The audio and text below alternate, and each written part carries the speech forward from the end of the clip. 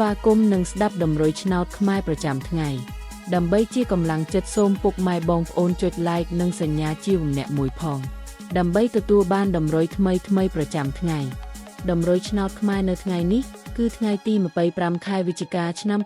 2025ដើម្បីកុំឲ្យខាតពេលយូរសូមស្ដាប់ដំរុយឆ្នោតពី admin មានលេខ64 28 44 66សម្រាប់ប៉ុស ABCD សម្រាប់លេខ OS admin មាន2គ្រាប់គឺ OS ខ្ទង់90និង20សម្រាប់3លេខគឺ admin មាន2គ្រាប់ផងដែរគឺមានលេខ753គុណ